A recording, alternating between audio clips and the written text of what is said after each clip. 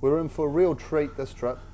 My good friend Sam invited us to come stay on his parents' catamaran overnight, so we jumped at the chance of that and raced out in my little boat to go stay there. If you haven't already got a friend that's got access to a really nice, big, beautiful boat, I would highly recommend it.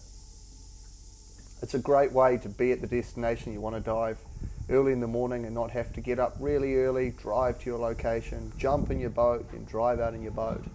We're right on the money spot. Sam's also got his beautiful old Haynes Hunter V17 that he's completely redone. Looks fantastic. We got up nice and early and woken up by the sounds of cicadas and birds. Got our wetsuit on and we're in the water. Off to the first dive spot. Flat, calm conditions and pretty good visibility considering the location. Maybe around sort of 10 meters viz. We jumped in the spot here, and the bottom here is maybe like anywhere from sort of 25 meters out to 30 odd meters. I raced down towards the bottom, just scanning along the bottom just to see what the bottom's like. I haven't done a huge amount of diving here. Certainly not out in this sort of grounds here, but it looks pretty good for this time of year, looking for some boarfish. It's pretty broken where we are here, nothing too significant, but I have a feeling we're going to come over some nice big boulders out on the sand. Just scanning around, getting an idea and feel for what the bottom's like. A few more fish, but we're getting out towards where the current's going to be hitting on the boulders, so hopefully something will turn up.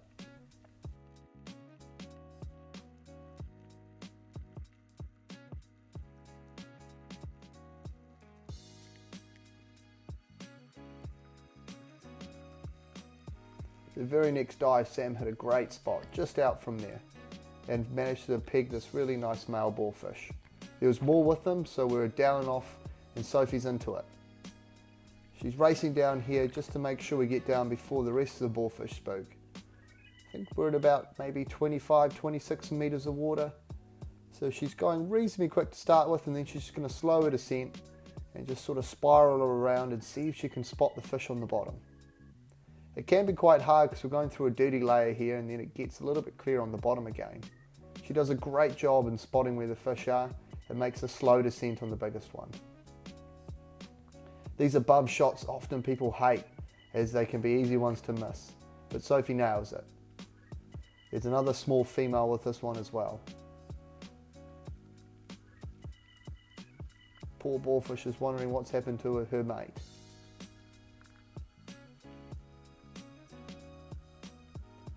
This is much better looking country. Look at these nice, big, beautiful boulders. I'm just going to wait on the bottom and just try and get some nice footage of this other small female. She seems to be pretty unsure but curious at the same time. It's always interesting, you sort of wonder what's going through the fish's head. She slowly comes in to investigate and decides maybe not, or actually maybe it's quite interesting. This time of year, boarfish can be super inquisitive as they're spawning, so often you'll get the female or a male sneak up behind you or race in to investigate what you are. It's a perfect start to our dive. Both Sophie and Sam have got nice boarfish and we're into it.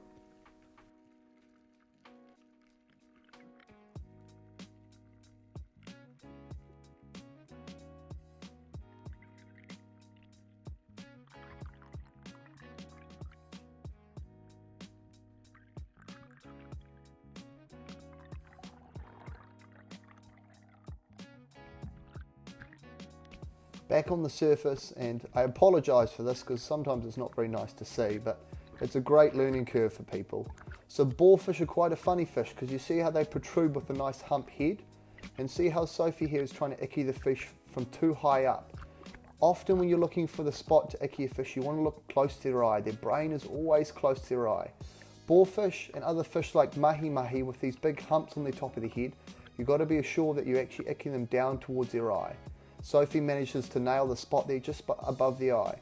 So when you shoot a boarfish, you don't actually icky too far back or up on top of that hump there. Excited at the results already, I'm eager to get back down there, and we're just slowly working our way into the current so we can dive new ground every dive. Same thing again, I'm sort of punching through this dirtier layer and when we get closer to the bottom it starts opening up again, which is nice. Similar sort of country, beautiful big boulders down on the sand that are sort of petering out. There could be boarfish, John Dory, teriki, snapper and all sorts sitting amongst all this, so it pays to be cautious on the way down to look around. I've decided this boulder here is going to make a really nice posse for me to sit on for this dive.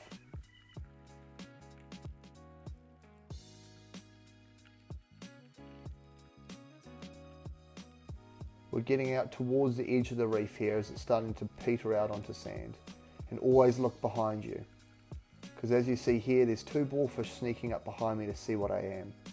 With all the current and commotion they decided to come have a look, but they are a little bit spooky and quite active. They don't mess around and they start heading off again, but it's another good sign. So I'm just going to wait down here and just see if any more come in or what might else come in. But for the rest of the dive they don't come back.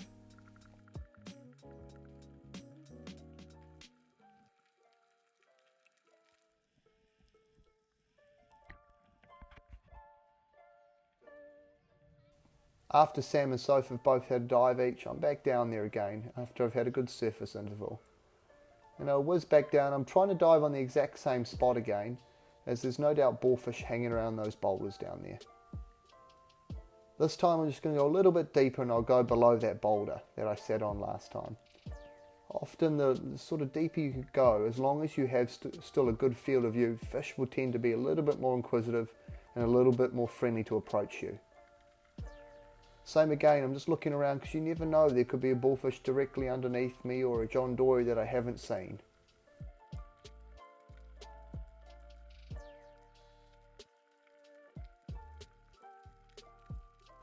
There's actually a half decent cray sitting underneath this rock, but I think at this depth, I think I'll leave them for next time.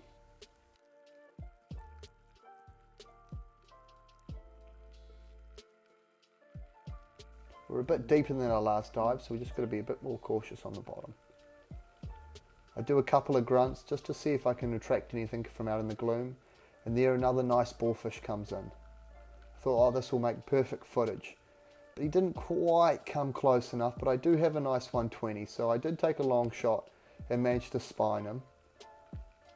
But always the thing in these scenarios is it might have not punched all the way through, especially hitting a bone, and sometimes a flopper won't open.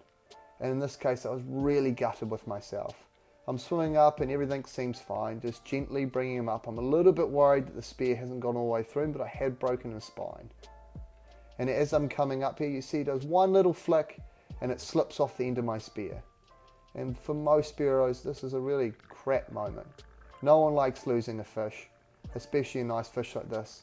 I kind of pushed it a little bit too much, so disappointed in myself. I get ready, breathe up again, and I'm racing back down. I'll fast forward through a lot of this because I'm just racing down. I'm just going to have a look around in the area. Although sometimes it can be sort of a low possibility of finding that fish again, you just never know. So I'm diving down there, looking around in the area. It's quite difficult because there is current, there is lots of boulders that might look very similar to each other, and it is reasonably deep. So I'm getting down here, looking around, looking for any flicker of the boarfish's belly lying on the bottom or anything. Being more hopeful than anything. It's a really, really bad thing to lose fish, and we all hate doing it.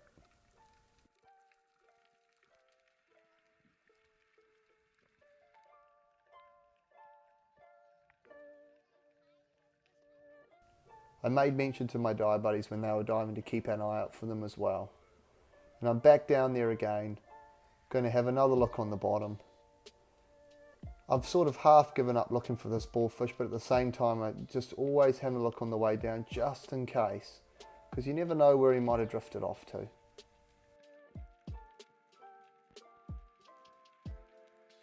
In these sort of areas it's so hard because the fish could be sitting anywhere between all these big boulders. They're all great places for fish to be.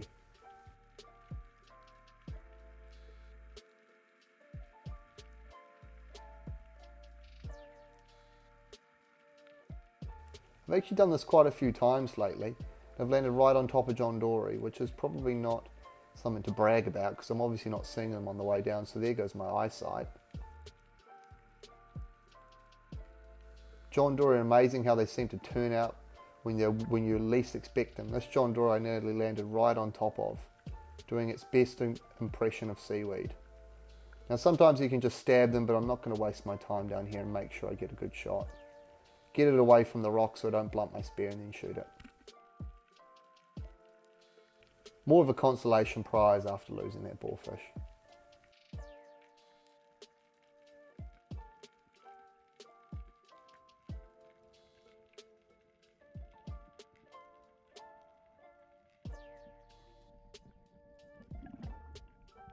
John Dory's always welcome to the bag as they're great eating. The diving continues, right back down there.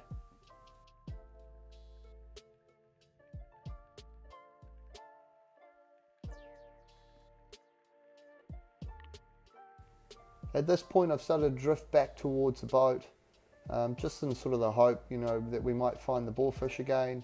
You never know, I might find the boarfish I lost, and then just make our way back to the boat as we've already got a few fish. Sort of land on a nothing area here, but I know I'm drifting back onto a spot we dove before, which is really nice. So sort of looking around, there's nothing too significant here. Not a lot of fish.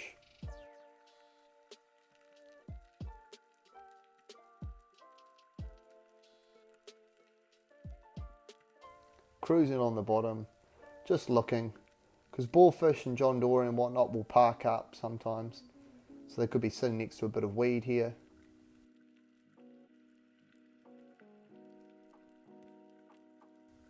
Getting towards the end of my breath.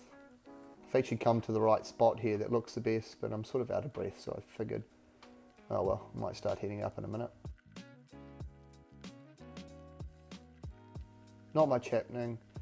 Do one last spiral look and jackpot. There's the belly of the boarfish I lost before. And this thing had swum about 15 metres from where I shot it from, upside down. And although it seems like a coincidence, but there's two more boarfish sitting right there. So somehow this boarfish, I guess since I broke its spine, it can't figure out which way is up or down. It's been swimming around upside down, managed to find where all its mates are, and decided to go park up there upside down. On the way up, these skinny pins have started to get cramped, which is a good sign that maybe I should stop diving out deep and get some water on board. As you can see, the fish can still kind of swim. So somehow managed to navigate to where all his mates were, and I'm absolutely stoked that I found the fish. Very redeeming. As you can see here, that's where I shot it before and broke its spine. I actually filleted it later and you can see I clean broke his spine. And as I mentioned, see we're icking the fish just behind the eye there. Don't icky it too high.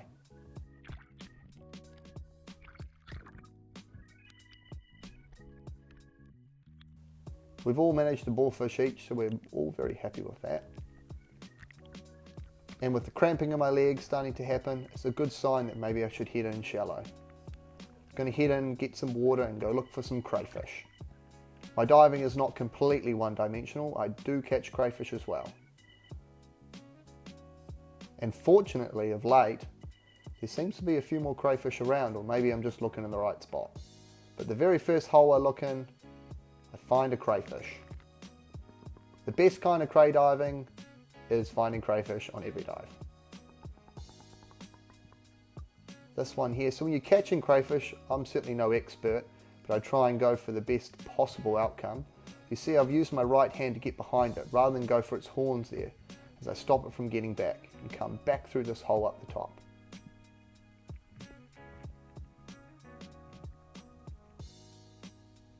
I swim a little bit further, drop my gun into this sort of bouldery gutter here that looks really good. I'm just going to see if I can get another crayfish.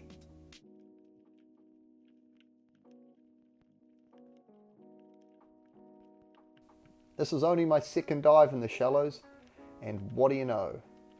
Another crayfish. This is the best kind of cray diving, and pretty much the only cray diving I like, when there's crayfish everywhere. There's actually another crayfish behind it there as well. It's the same again, I get my hand behind it, sort of jam it up on that crack, get its horns together. You want to grab its horns, don't grab its feelers, Wiggle a bit to get it out of the crack there. It's another nice sized grey.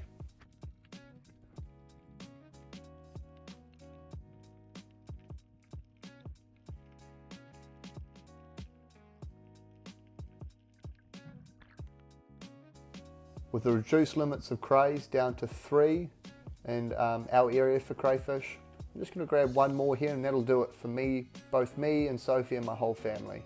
I don't really have an interest in taking 6, so this works perfectly for me. It just keeps getting better. That cray that was sitting behind it before now has decided to sit in the same spot and make for an easy catch.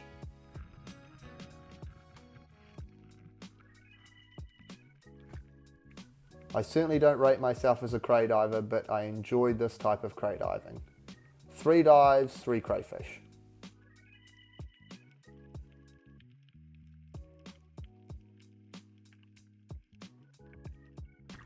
After a drink of water and a bit of a rest up in the shallows, enjoying getting some crayfish, just on the way back to the boat, I thought I'd just do a couple more dives on this slightly shallower weed edge, as I did promise that we were going to have some raw fish, and Boarfish is not going to make very nice raw fish, and neither is John Dory, so I thought I need to try and get a trevally or maybe a big coharoo.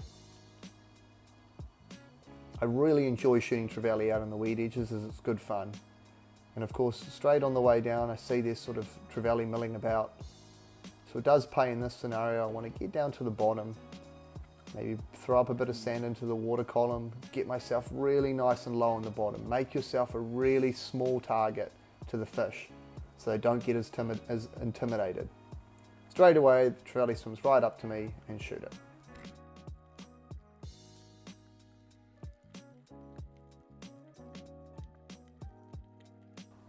After losing a fish already today, I didn't really want to risk losing another one. So I got a little bit more oxygen, so go back down there and grab it. Trevally do have soft flesh and soft gill areas, so I don't want it to rip off. Absolutely perfect. We'll add a trevally to the mix and we've got some sashimi for dinner.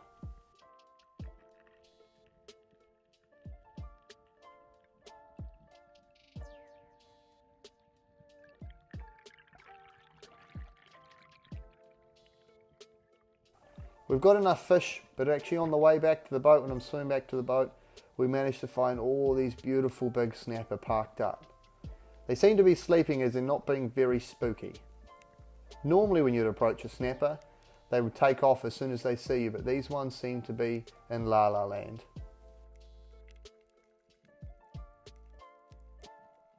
We had more than enough fish at this stage for dinner, so there was no need to shoot any of these, but I really enjoyed seeing them.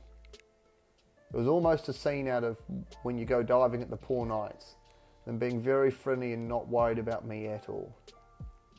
I managed to do multiple dives just watching them. See here, there's a nice one swimming with a couple of kingfish. I never get sick of seeing this sight. And of course, we don't always have to shoot them. It is nice to watch them sometimes, especially when we were lucky enough to already have a few fish.